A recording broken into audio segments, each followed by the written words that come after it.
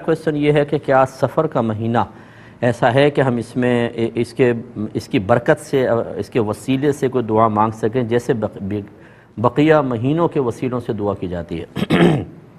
یہ تھوڑا سا ہٹ کر کویسچن تھا، جو عمومی طور پہ ذہن ہے اس سے ہٹ کر تھا کہ عمومی طور پہ لوگ یہ سمجھتے ہیں کہ سفر کا مہینہ ایک منحوس مہینہ ہے اور اس میں آسمان سے بلائیں نازل ہوتی ہیں، اس لیے ہماری بہنوں نے اس قسم کی باتیں سن کر ایک ذہن بنا لیا ہے کہ اس مہینے میں جو بھی شادی ہوگی وہ ناکام ہوگی، اس لیے اس مہینے میں شادی نہیں کرتے ہیں اور اسے کہتے ہیں خالی کا مہینہ۔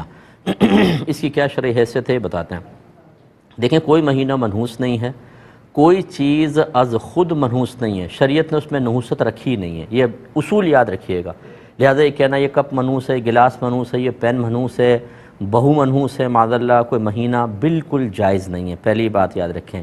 ہاں، اگر کسی کی بد کرداری ہے یا اس کا مس بیہیو ہے، اس کا رویہ خراب ہے، اخلاق خراب ہے، اس کی وجہ سے یہ کہا کہ اس کے عمل اس نے خراب کیا، لوگوں کو نقصان پہنچتا ہے، تو یہ کہہ سکتے ہیں کہ یار اس کی بڑی نحوست ہے، اس سے لوگ بڑے بیچارے پریشان ہیں۔ یہ اس کے عمل کی قباحت بیان ہو رہی ہے، یہ نہیں ہے کہ فی نفس ایک چیز پیدا ہوتی ہے تو نحوست کے ساتھ پیدا ہوتی ہے، تو یہ ذہن بنا لیں۔ دوسری بات یہ کہ میرے آقا صلی اللہ علیہ وسلم کے دور انور میں کفار سفر کے مہینے کو منحوس کہتے تھے، اس لیے سرکار نے فرمایا ولا سفر، یہ سفر کوئی چیز نہیں ہے، اس میں کوئی آسمان سے بلائیں وغیرہ نازل نہیں ہوتی ہیں۔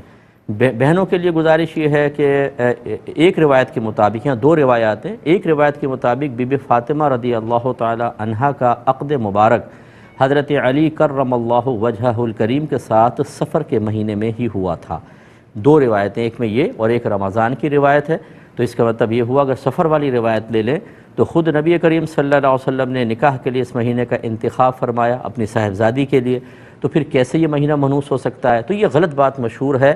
اب جب غلط بات مشہور ہے تو یہ مہینہ عام مہینوں کی مثل ہے، اور اس میں اگر آپ یہ دیکھ لیں ہر مہینہ ایسا ضرور ہوگا جس میں بہت سے بزرگوں کا وصال ہوا اور اس مہینے میں بہت سے بزرگ پیدا ہوئے۔ جیسے ربیع الاول میں نبی کریم صلی اللہ علیہ وسلم کی پیدائش کی وجہ سے ہم کہتے ہیں بے حد برکت ہے۔ ایسی کسی بزرگ کے بارے میں اگر پتہ چل جائے کہ اس مہینے میں آپ کی پیدائش ہے یا آپ کا وصال ہے، عرس منایا جاتا ہے، تو ہم کہتے ہیں اس میں بہت سی برکات ہیں۔ ایسی جب سفر میں آپ دیکھیں گے تو آپ کو نظر آئیں گی، لہٰذا یہ خیال غلط ہے، اور اس کے وسیلے سے اگر دعا کرنا چاہیں تو اس میں کوئی حرج نہیں ہے۔ تو بہرحال یہ خیال غلط ہے، اس کو نکالیں۔ آپ کے گھروں میں جو نظریات اور معمولات ہیں آپ غور کر کے دیکھیے، آپ ان کو ایک لسٹ بنائیں اور چیک کروائیں، آپ دیکھیں گے کہ اس میں اکثر چیزیں جو ہیں وہ خرافات شامل ہو گئی ہیں۔ میرے آقا صلی اللہ علیہ وسلم کے دور میں ماہ سفر کو منحوس سمجھا جاتا تھا، یہ کفار کا عقیدہ تھا، کفار کا نظریہ تھا، ان کے خیالات تھے۔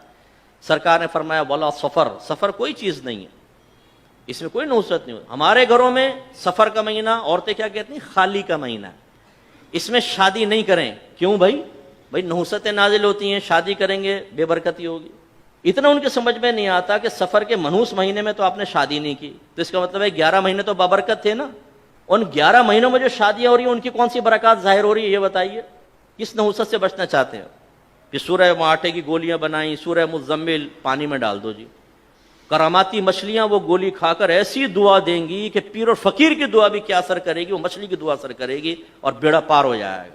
کہاں سے ثابت ہے بھائی جان یہ چیزیں؟ لگے پڑے ہیں، بس لگے پڑے ہیں، سننے کے لیے تیار نہیں۔ تو اس لیے خدا را اپنے عقیدے کو خالص کریں، اپنے معمولات کو خالص کریں، خراب قسم کے نظریات نکال دیں اپنے گھر سے۔ اور یہ کیسے ہوگا؟ جب آپ سیکھیں گے۔